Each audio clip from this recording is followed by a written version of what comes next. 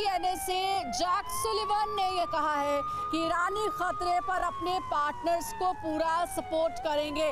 तो अमेरिका ने कल ये बैठक की थी, जो बाइडेन ने बैठक की थी और कहा जा रहा था क्या कोई बड़ा एक्शन लिया जाएगा, क्योंकि अमेरिकी सैन्य ठिकानों को भी निशाना बनाया गया था। इस पर अंजलि बड़ी बातें समझ लेते हैं। अब देखिए कैसे मिडिल ईस्ट में तनाव बढ़ता नजर आ रहा है। अमेरिका ईरान में क्यों तनाव इस वक्त और बढ़ गया, अब जरा इसको थोड़ा हिस्ट्री से भी आप समझिए। 1953 में जब तख्ता पलट किया था, अमेरिका और ब्रिटेन ने मिलकर यहाँ पर अपने हिसाब की जो सरकार है वो बैठाई थी। दुश्मनी की शुरुआत यूएस एजेंसी CIA ने ब्रिटेन से मिलकर की थी। ईरान में तख्ता पलट करवाया था और अपने समर्थन वाली सरकार को बैठा दिया था। PM मोहम्मद मुसाद्दिक को हटाकर शाह रजा पहलवी को सत्ता दे दी गई थी। ईरानी क्रांति इसके बाद देखिए होती 1979 का हम जिक्र कर रहे हैं।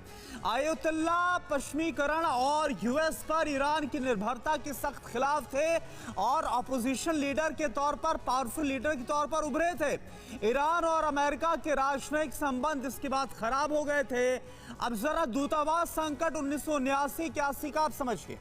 तेहरान में ईरानी छात्रों ने यूएस दूतावास को कब्जे में ले लिया था। 52 अमेरिकी नागरिकों को 444 दिनों तक बंधक बनाकर रखा गया था। इराक ने यूएस की मदद से ईरान पर हमला किया। युद्ध 8 साल तक चला था और परमाणु समझौता 2015 का आप जरा देखिए। ओबामा कार्यालय में दोनों देशों के जो कार्यकाल था, इसमें जो संबंध है इसमें थोड़ा सुधार था। ईरान के साथ परमाणु समझौता हुआ। ईरान ने परमाणु कार्यक्रम को सीमित रखने की बात कही, लेकिन इसके बाद ट्विस्ट कहां है देखिए। डोनाल्ड ट्रंप ने राष्ट्रपति बनने के बाद परमाणु समझौता रद्द कर दिया। दुश्मनी यहां से और ज्यादा शुरू हो गई और IRGC जो रेवोल्यूशनरी गार्ड्स है, आतंकी संगठन, इसे घोषित कर दिया गया 2019 में। और साथ ही अमेरिका ने ईरान की सरकारी सुरक्षा एजेंसी को आतंकी संगठन घोषित किया और साथ ही ईरान ने भी अमेरिकी सेना को आतंकी समूह करार दे दिया। इस तरह से और आगे दुश्मनी बढ़ी। और यहां पर देखिए विस्फोटक कहां हुए हालात। कासिम सुलेमानी की हत्या हुई 3 जनवरी 2020 की तारीख याद है हमें। यूएस ने ईरान की कुर्द फोर्स के प्रमुख मेजर जनरल कासिम सुलेमानी की हत्या कर दी। एयर स्ट्राइक में ईरान ने कासिम की हत्या को एक्ट ऑफ वॉर माना। दोनों देशों के संबंध और भी ज्यादा खराब होने लगे और अब जो पिछले हफ्ते सीरिया के 2 लड़ाके मारे गए थे, इसका बदला ईरान बता रहा है। तो सर मेरा सवाल आपसे मेजर मोहम्मद अली शाह साहब, आप मुझे ये बताइए कि जो ये कहा जा रहा है कि ये सब वेस्टर्न मीडिया का प्रोपेगेंडा है, जब इतना सब कुछ वहां डेवलप हो रहा है और ईरान वर्सेस अमेरिका किस तरह से इनका तनाव है ये सबको पता, और अमेरिका यहां पर अपने साथ तमाम एलाइज को एकजुट कर रहा है ईरान के खिलाफ, तो क्यों ना इस पर हमें देखे, वहां पर जो हालात खराब हो रहे हैं इसको हम देखे जाए।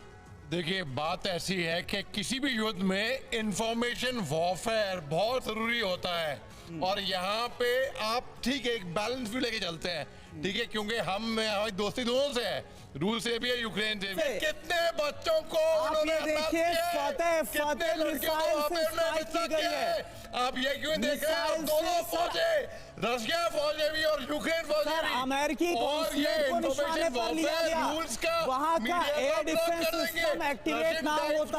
एक मिनट करना, जनरल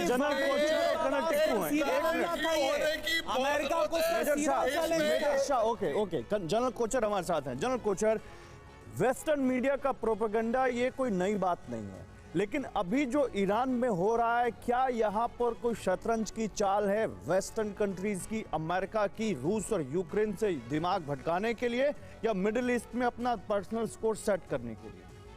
ये बेसिकली अपना पर्सनल स्कोर सेट हो रहा है और ये आप टाइमिंग देखिए इस अटैक का। इराक में 2 साल के बाद एक मिसाइल का हमला हुआ है और ये टाइमिंग ईरान ने इसलिए सिलेक्ट किया है क्योंकि यूनाइटेड स्टेट्स का तवज्जो अभी यूक्रेन पर है। पूरे जो उनके एलाइज हैं और जो वेस्ट है वो अभी यूक्रेन की प्रॉब्लम में।